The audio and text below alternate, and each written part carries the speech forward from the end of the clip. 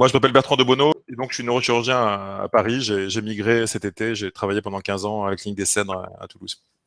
Et je fais exclusivement du rachis désormais. Pourquoi continuer à faire de la recherche clinique? Pourquoi continuer à publier? Je vais vous donner ma vision vraiment personnelle, qui est pas généralisable, mais qui peut résonner avec votre pratique au quotidien. Et je suis parfaitement prêt à discuter et à échanger avec vous, comme je le fais déjà avec certains même des orateurs de ce jour, pour continuer à au-delà du quotidien, de la consultation et du bloc opératoire, de continuer à réfléchir sur notre pratique, sur nos patients et sur notre façon d'exercer notre métier. En libéral, on n'a pas besoin d'épreuves de titres et travaux. On a a priori notre carrière hospitalière qui est derrière nous. Alors, est-ce qu'on a besoin d'exercer notre ego, une blessure narcissique, de ne pas être resté à l'hôpital et de continuer à enrichir une liste de titres et travaux? Je pense pas que ce soit très très intéressant. Par contre, pour beaucoup d'entre nous, lorsqu'on s'installe, on a une certaine maturité. Et peut-être qu'on a une réflexion un peu plus poussée, soit sur les pathologies, soit sur les techniques chirurgicales, soit sur les indications, soit sur la façon d'exercer notre métier, beaucoup plus importante que lorsqu'on était interne ou jeune chef et qu'il fallait enrichir notre liste de petits travaux, et qu'on peut s'intéresser à ce titre, à faire avancer la science, c'est un grand mot, mais en tout cas faire avancer notre réflexion dans notre discipline, en considérant une certaine introspection de notre attitude au quotidien, en restant en permanence branché sur l'évaluation de nos résultats, sur la confrontation à l'autre, à nos pairs. Et évidemment, c'est symbolique d'envoyer un manuscrit qui va avoir un peer review, mais se confronter dans les réunions comme celle de ce soir, dans les congrès, tout ça. Et puis, bien sûr, innover, on vient de le voir de façon exemplaire. Et puis, bien sûr, de partager. Et encore une fois, la réunion de ce soir, on est un symbole. Et tout cela doit rester toujours tourné autour de la question fondamentale. Qu'est-ce qui est le mieux pour nos patients? Quelles procédures, quelles indications, au-delà même des procédures, sont les plus adaptées à nos patients? Ça reste la question de base de la chirurgie, en particulier dans la chirurgie du rachis, dont vous savez, comme moi, que c'est une chirurgie pour beaucoup fonctionnelle, en tout cas pour la chirurgie dégénérative, et que nous avons peu de travaux de haut niveau en evidence-based médecine qui nous permettent d'appuyer nos indications. En libéral, il y a quand même une certaine pertinence à faire de la recherche. Ça, c'est à droite, là, en 2012, pour la Société française de neurochirurgie, j'avais fait un petit travail sur avec les données de la TIH. Donc, j'étais allé les chercher sur les sites gouvernementaux. Les neurochirurgiens libéraux en gris foncé représentaient 30% de l'activité overall du rachis en France, c'est-à-dire ortho, neurochir, privé, public, urgence, programmés, oncologiques, traumato et dégénératifs, 30%, et les orthos, 29%. Ça va peut-être un peu modifié, mais les libéraux, vous voyez que ça représente plus de la moitié des pratiques, et on a une certaine casuistique qui nous permet quand même de pas uniquement opérer les patients à la TOC, mais de se positionner comme étant des gens qui réfléchissent sur ces gestes chirurgicaux. On a une pertinence parce que on n'est pas devenu fou du moment où on a quitté le monde hospitalier, et on s'est pas précipité dans un monde bling bling de fric et de dépassement d'honoraires. On garde quand même les pieds sur terre et a une certaine analyse de ce que l'on fait. Et puis on a un outil intellectuel qu'on s'est formé depuis le début de notre formation, depuis le début de notre entraînement, pendant l'internat, pendant notre vie hospitalière, qui nous permet de continuer à réfléchir sur des projets, sur une méthodologie, sur des travaux statistiques, et sur éventuellement communiquer nos résultats. Parce que, et pour moi, ça reste, ça engage que moi, mais je pense que c'est notre charge, ça va nous être exigé de nous, en plus des formations continues, de nous évaluer et de rendre publiques ces évaluations. C'est fait dans certains pays, c'est pas fait en France, et publier, enchaîner ces résultats, les faire en type de registre, les analyser régulièrement, ça va être la base, une des parties très importantes de notre travail. Le quotidien très chargé nous le rend souvent difficile, cette partie importante intellectuelle de notre activité. J'avais fait pour la SFCR une analyse, ça c'est les hotspots des mots-clés qui étaient sur 10 ans de publication des chirurgiens du rachis français, ortho-neurochir. Et vous voyez que à droite, il y a un hotspot, on va dire très lyonnais, bordelais, sur tout ce qui tourne autour des paramètres sagittaux, qui bien sûr ont excité tout le monde ces 10 dernières, avec un pic ces 10 dernières années. Et puis à gauche, il y a aussi un hotspot plutôt sur les complications, les techniques, la traumatologie, la réflexion sur les morbidités des voies d'approche. Et ça nous ouvre de nombreux sujets de réflexion. Ça, c'est un réseau de une grande partie des auteurs français, et puis on voit quelques extensions européennes et puis new-yorkaises.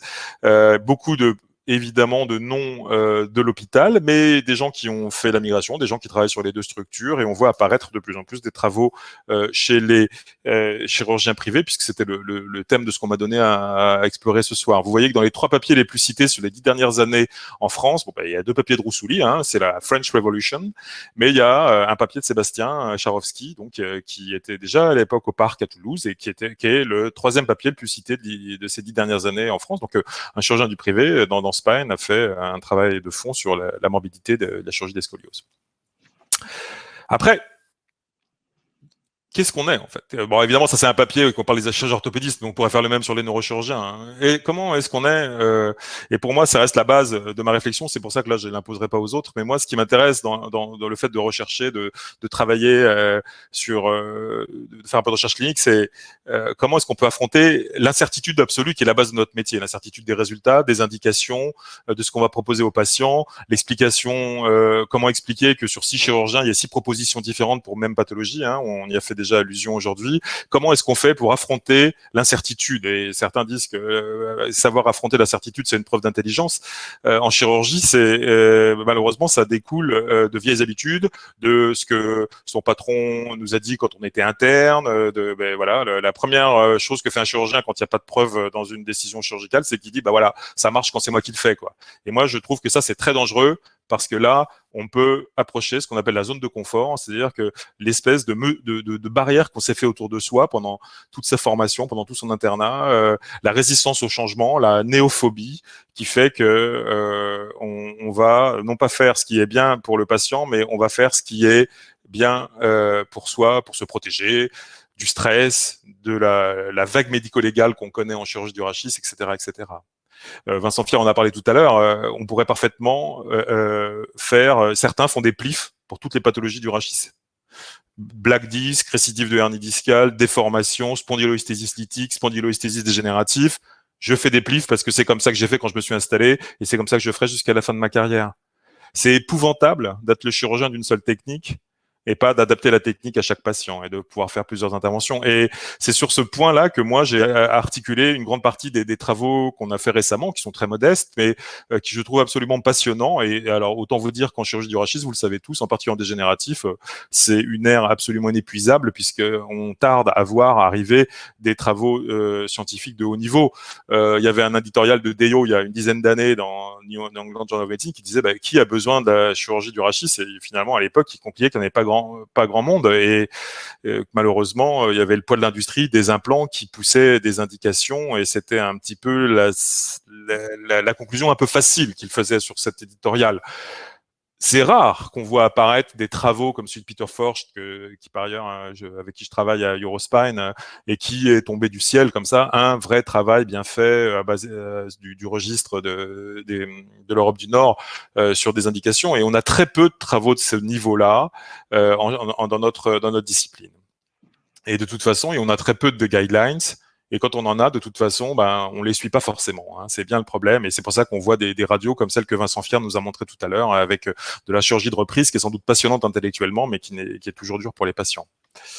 Or, en tant que chirurgien du rachis, mais ça on pourrait l'élargir à toutes les spécialités, on se heurte, ou du moins on se confronte de façon très heureuse à une révolution. Et moi qui suis neurochirurgien, depuis 20 ans, la chirurgie du rachis, elle a beaucoup plus explosé que la chirurgie du crâne. L'apparition de la chirurgie mini-invasive, la réflexion, quoi qu'on en pense, sur les systèmes dynamiques ou sur toutes les voies antérieures, que ce soit des fusions antérieures ou des prothèses, la façon de tourner autour du patient, justement, cette pulvérisation des vieux dogmes de la chirurgie postérieure pure, alors on passe par devant, par le côté, par devant ou au milieu du psoas, la navigation et les acquisitions 3D péropératoires qui sont apparues, la robotisation nous force à nous repositionner et nous offre des champs de recherche absolument inépuisables, sauf que ça changera toujours pas notre problème principal sur les indications, hein, parce qu'on travaille beaucoup plus sur les techniques que sur les indications, c'est beaucoup plus facile à faire. Et puis on se confronte, on vient de le voir, à des changements non pas de technique mais de concept. L'équilibre sagittal en France on le connaît bien. Et on voit apparaître de nouveaux concepts comme la e-santé, hein, avec les patients qui commencent à intervenir dans leur prise en charge par les tablettes ou par les smartphones. Et puis la RAC ou les RAS, c'est aussi un concept qui est très intéressant à explorer, en particulier très adapté au libéral, dans la recherche en libéral. Les patients de l'avenir, ne sont pas les patients qu'on a connus. Et peut-être qu'effectivement, les gens que vous avez en face de vous, comme ces jeunes collégiens, voient pas forcément les mêmes choses que vous. Moi, si j'étais dans cette pièce-là, je crois pas que je regarderais mon smartphone. Je regarderais plutôt ce tableau-là. Mais c'est vos patients. Ils vous connaissent déjà quasiment par cœur avant même de vous voir. Ils sont allés voir sur Internet les gens ce qu'ils pensent de vous. Ils ont leur avis sur la pathologie. Certes, ils sont parfaitement perméables pour beaucoup à ce que vous allez leur dire, mais vous pouvez plus les faire les traiter comme nos patrons les traitaient.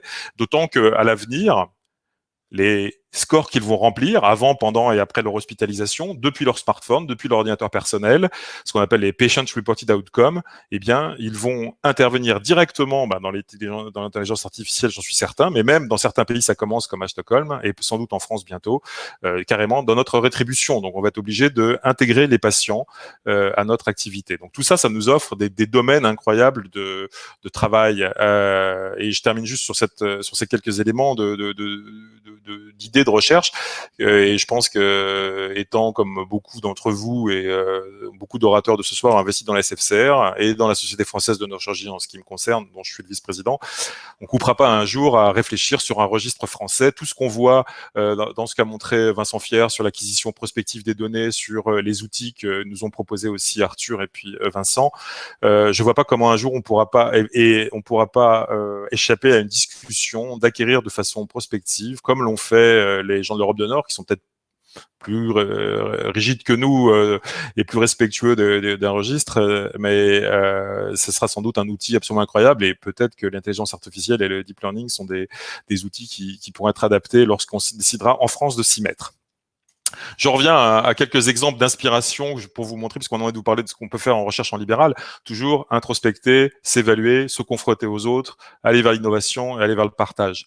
Moi, j'ai travaillé pendant 15 ans dans cette structure. J'avais pas vu que Xavier Cassard était là, donc quand on fait une capture de Google Maps, on voit son nom qui apparaît seul au CEDRE. On était plus de 100 médecins, mais j'ai passé 15 ans dans cette structure où il y a un service de neurochirurgie. On était 6 neurochirurgiens, c'était 4500 interventions par an, dont plus de 3000 de rachis, et 6 neurochirurgiens. Et ça m'a permis d'être un véritable banc d'essai sur des variabilités des pratiques. Mais avant même de parler des neurochirurgiens, on était dans un groupe de santé qui avait beaucoup développé ce qu'on appelle la RAC, les RAS, qui à l'époque nous paraissait quelque chose de parfaitement indigeste, mais qui maintenant est devenu un standard de prise en charge des patients. Et nous, on a eu cette chance, grâce à Capio à l'époque, qui a été racheté par Ramsay, que le groupe de santé et la direction, à la fois nationale et locale, soient extrêmement proactifs pour nous. Vous voyez, ils avaient même publié à gauche de l'écran des papiers. C'est rare de voir un groupe de santé qui fait de la publication scientifique. Et ça nous a permis de développer des outils grâce aux médecins DIM que j'avais impliqués. Ça, c'est un papier qu'on a fait dans World Neurosurgery. C'était la première série de hernie discale en ambulatoire en Europe. Ça fait 20 ans que c'était publié aux États-Unis et que ça leur paraissait normal, mais nous, c'était assez nouveau. Et grâce au groupe de santé, je me suis appuyé sur les bases de données qu'ils nous ont données, sur les médecins DIM qu'on a mis à contribution. Et ça a été une façon de sortir un papier qui était, maintenant, ça nous paraît normal de faire des hernies discales en ambulatoire, mais quand c'est sorti, c'était encore assez innovant. Je me rappelle, on l'avait fait avec la SFCR, et alors que maintenant, ça nous paraît être une attitude simple. Et ça, je me suis aidé des structures de la clinique et du travail du médecin DIM pour pouvoir sortir cette série. On a exploré bien sûr la RAC de différentes manières. Il se trouve qu'on avait la chance d'être là au début de la naissance de ce concept complètement innovant dans la prise en charge pré, per et post-hospitalière des patients. Ça nous a permis de sortir avec Guillaume, par exemple, un papier assez intéressant de l'Européenne cette année, où on a fait utiliser des scores de propension, ce qui était une méthodologie statistique que j'aurais jamais pu faire tout seul. Le problème, évidemment, quand vous êtes en libéral, c'est qu'il faut trouver un statisticien ou alors le payer, et c'est toujours une question à la fois de disponibilité, de bonnes personnes et d'argent. Mais on a beaucoup exploré le côté ERAS et le côté RAC. On a fait plusieurs papiers là-dessus, puisque on avait la chance d'avoir un banc d'essai à la clinique, et la clinique nous aidait, mettait à notre disposition à la fois les datas des patients et aussi des outils informatiques, une application de suivi des malades, puisque on l'a publié dans European Spine Journal il y a quelques années. C'était la première publication sur une application mobile qui permettait de suivre le patient avant, pendant et après des chirurgies rachidiennes. C'était tout au début de la e-santé, en fait. C'était y a 4 ou 5 ans. Mais encore une fois, c'est absolument pas, je vous fais pas un catalogue égotique de ce que je sais faire, c'est juste pour vous montrer qu'on a profité. Moi, j'ai pas d'unité INSERM, on n'a pas d'interne, on n'a pas d'équipe, on n'avait pas d'arc, donc on s'est débrouillé localement, mais en prenant les forces et les faiblesses de la structure locale.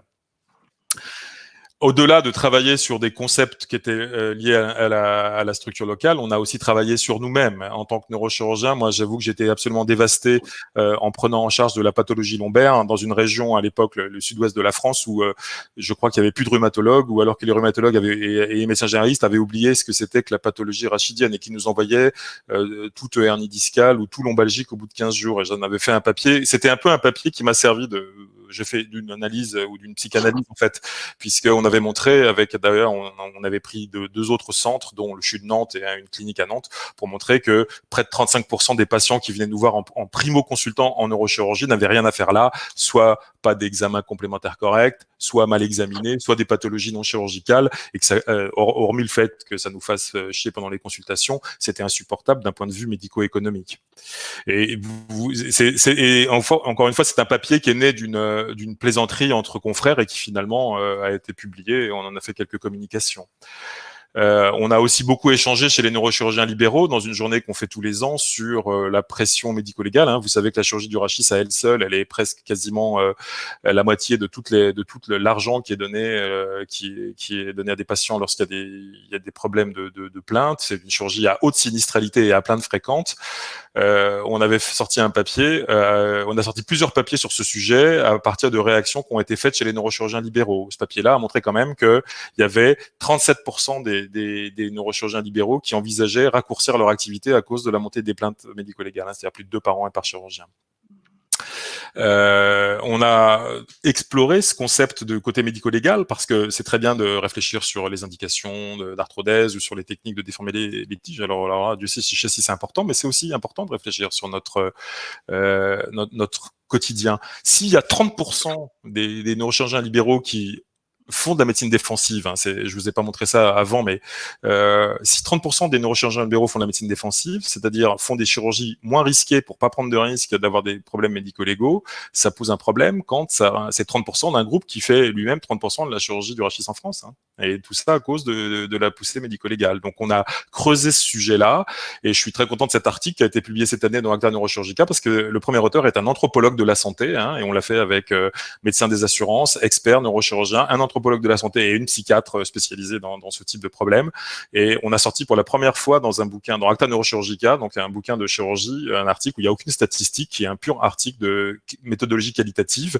Et ça, moi, j'ai adoré travailler là-dedans. Je me suis même inscrit en fac d'anthropologie cette année pour aller au-delà, parce que en lisant les interviews anonymisées de tous mes collègues, j'ai ressenti des choses extrêmement importantes qui sont au moins aussi importantes que l'organisation au quotidien de ce qu'on fait au bloc opératoire et de l'organisation de nos consultations. Et on a transformé l'essai par un papier qui a étudié justement l'état-providence et le concept d'accident non fautif qui a été publié dans le hors-série de Journal of Neurosurgery cette année, en comparant les conclusions des experts en cas de problème et les conclusions de la CCI qui sont tout à fait discordants. C'était un article qu'on a fait exactement avec des médecins des assurances et une avocate qui nous a beaucoup aidé. Je vais aller très vite sur la suite parce que je vais dépasser mon temps sinon. Ça c'est au CEDRE, vous voyez, c'était mes 6 amis des CEDRE. Ça vous montre à quel point on était différents. Par exemple, en bas et à gauche, vous avez sur l'arrivée des métastases en urgence au CEDRE, il y avait un mec qui mettait 72% de matériel alors que le chirurgien EF mettait 9% de matériel pour les mêmes casuistiques, ce qui me posait moi un problème d'avoir une telle variabilité. Pareil pour l'ambulatoire, il y a un chirurgien qui faisait 40% de ses hernies discales en ambulatoire, l'autre 2%. Et pareil, quand vous voyez en haut et à gauche, la répartition de la fusion antérieure a été quasiment inexistante pour un chirurgien, alors que c'était près de 15% pour un autre. Donc moi, ça me posait problème qu'un patient qui vienne dans ma structure ait des propositions aussi différentes. Et on en a beaucoup plaisanté avec mes associés, et puis finalement, on a soumis des cas cliniques, et c'était aussi d'autres indications, d'autres moyens de faire de la recherche clinique, c'est-à-dire d'envoyer des cas cliniques à des chirurgiens aux États-Unis, en Allemagne, en France. On a fait ce papier-là qui a eu un award parce que c'était la première fois qu'on avait la chance d'avoir avoir une enquête internationale sur des variabilités d'attitude. Et de même, on a réfléchi, j'ai utilisé un désespoir des Toulousains, hein, c'est-à-dire que quasiment, enfin c'est pas que Toulousains malheureusement, mais c'est que 40% des métastases qui arrivent en urgence au Cèdre arrivent le vendredi. Hein, on a tous connu l'appel du vendredi quand on est chirurgien de la colonne vertébrale. Mais moi, on l'a travaillé, on a vu que beaucoup de ces patients étaient vus en amont et que malheureusement arrivaient avec un déficit moteur, ce qui montrait qu'il y avait tout un problème de la filière de soins qui était déficient. Donc d'une plaisanterie entre confrères, on met en évidence une problématique régionale, peut-être nationale. Ça a été pris dans Acta Neurochirurgica et ça pose la question sur le RCP oncologique. Donc, pour faire tout ça, le grand luxe, vous le savez tous, hein, c'est le temps. Ça, c'était une semaine au Cèdre. C'est une des explications pour laquelle j'ai fait une migration parisienne. Hein. Moi, je pouvais plus de vivre ça et d'essayer de faire autre chose la nuit ou le week-end. Et en plus du temps, il faut avoir une technologie adaptée. Ça, je vous montre ce que j'ai découvert en arrivant à Paris. Hein. C'est-à-dire, c'est pas le même logiciel qui s'occupe de la consultation, de la prise de rendez-vous. Ils sont pas connectés l'un avec l'autre. Aucun n'est connecté avec le logiciel clinique. Le PAX marche avec Flash, c'est-à-dire que depuis 3 jours, il marche plus. Et si on veut faire Keop, c'était pas connecté. Donc, vous voyez, c'est une problématique que vous connaissez tous sans doute. L'idée d'une intégration me semble primordial et malheureusement, eh bien, c'est pas encore fait. J'espère qu'un jour on aura des outils qui nous permettront tout intégrer. On a vu des choses très prometteuses avant, mais si on veut faire un peu de recherche clinique, avoir un logiciel cabinet qui, dès le début, dès l'arrivée du patient, dès avant même l'arrivée du patient, nous permet d'acquérir des données, des scores. Ce sera quand même un avantage majeur, quoi qu'il arrive. On aura toujours un jour besoin. Ça finira toujours par un fichier Excel, comme vous le savez. Le deuxième luxe, en plus du temps et de la technologie d'acquisition, c'est un budget. Vous savez que si on veut publier, il faut, l'idéal ce sera d'avoir une ARC ou un ARC, un méthodologiste et quelqu'un qui s'occupe de prendre les autorisations, d'un IRB à la CNIL, etc. Un statisticien. Alors moi j'en ai un sous la main et vous avez vu qu'il est dans beaucoup de papiers, mais ça peut se payer. Hein, et j'ai fait l'expérience avant de rencontrer Guillaume Longeon de payer dans des structures américaines qui coûtaient très cher et pas forcément très très pertinentes. Et puis évidemment des frais de traduction et puis de graphiste. Vous voyez que c'est dans l'exemplaire de Neurosurgical Focus qui avait été fait sur la RAC, sur Eras et Espagne l'année dernière, ils avaient pris la figure qu'avait fait mon graphiste pour la mettre sur la première de couverture. J'en étais très fier, mais ils se le sont appropriés sans problème chez GNS. Et tout ça, c'est beaucoup d'argent et il faut discuter avec son groupe de santé. Moi, je suis dans un groupe Ramsay. Hein. Ramsay a compris que les points SIGAPS, c'est de l'argent, c'est du très bon argent. Ils m'ont envoyé ça aujourd'hui. En 2019, Ramsay Santé a publié, les praticiens de Ramsay Santé ont participé à presque 800 articles, vous voyez, avec une bonne constance sur les 5 dernières années, et pas uniquement dans les revues de bas niveau, hein, puisqu'il y a 38% des publications qui ont été faites dans des revues de catégorie A et B. Alors, A et B, c'est pour les points SIGAPS, mais c'est pour montrer qu'il y a quand même eu, l'année dernière, chez Ramsay, chez des chirurgiens comme vous et moi, 10 articles publiés dans New England et 3 dans Lancet. Hein. Donc c'est pas uniquement. Alors nous, évidemment, en chirurgie du rachis, les impact factors sont beaucoup plus bas, mais il y a le moyen d'avoir une interaction avec son groupe de santé pour se faire payer un traducteur. En tout cas, chez Ramsay, il y a une division de la recherche clinique. Ils peuvent payer une traduction, ils peuvent payer un statisticien, ils peuvent faire des démarches auprès des comités d'éthique. Et c'est un avantage majeur et on devrait plus les solliciter. Par exemple, on a reçu une bonne nouvelle, Guillaume Longeon et moi-même, avant-hier. Les guidelines de ERAC et de Rachis ont enfin été acceptés par The Spine Journal. Ce sera publié dans les semaines qui viennent. On le sait juste depuis 2 jours, mais il y a un open access qui est demandé par l'ERAS Society et Ramsay Santé va le payer. C'est quand même $3,000 hein, et ils vont le payer. Donc, il faut pas hésiter à faire appel à son groupe de santé si on a envie, s'il est disponible. Hein. Et en tout cas, Ramsay, pour ceux qui ont la chance de bosser avec Ramsay, si le projet est correct, ils peuvent vous suivre. Et puis la dernière chose, on est peut-être touché par la grâce, ou on a envie de donner sa science, ou on a un ego et qu'on veut montrer au mec de l'hosto qu'on peut continuer à publier. Bon, ok, tout cela est recevable et on a peut-être la mission de travailler pour les patients. Moi, je crois surtout que tout mon topo de bavard que je viens de vous faire pourrait se résumer en disant que tout ça, ça sert pour moi à se faire plaisir hein, et pas autre chose. Ça, c'est la soumission du papier que je viens de vous montrer. Je l'ai fait dans un des plus beaux bureaux du monde. Ça pourrait paraître complètement dingue de s'occuper de publier des guidelines, de faire la soumission alors qu'on a cette vue-là et qu'on a une piscine comme ça dans les yeux. Mais moi, je prends ça comme si je faisais aquarelliste. J'en fais un petit peu, je discute avec le statisticien, j'envoie un truc au graphiste, on discute et absolument sans deadline, sans se presser, juste pour se faire plaisir, on construit un travail intellectuel qui est notre propriété et on le développe avec des collègues, avec des amis. Et si en plus on le donne à des peer reviews, on l'envoie à des pairs de grosses revues qui critiquent de façon positive, je pense qu'on a à peu près coché toutes les cases qui nous font plaisir et pour moi, ça reste la seule motivation. Je conclus juste sur cet éditorial magnifique dans Science il y a presque 20 ans de finalement ce qu'on devrait avoir si on s'intéresse un peu à réfléchir sur notre métier, à faire un peu de recherche clinique sans aller très très loin. Faut lever le pied, faut avoir le temps de réfléchir. Donc c'est sûr qu'avec nos emplois du temps de chirurgien du privé, c'est dur. Il faut lire, mais pas tout. Il ne faut pas se laisser trop influencer par les grands auteurs ou par des auteurs polluants. Il faut être qualitatif à tous les niveaux, et aussi bien sur les figures que sur toute la méthodologie, et avoir un bon statisticien. Il faut regarder les données brutes, et pas uniquement regarder l'abstract. Et surtout à la fin, et je crois que ce webinaire de ce soir en est la preuve, il faut cultiver des amis intelligents. En tout cas, je suis sûr qu'en tout cas pour les 5 orateurs de ce soir, il n'y a pas de problème pour ce 5e item. Et je vous remercie de votre attention.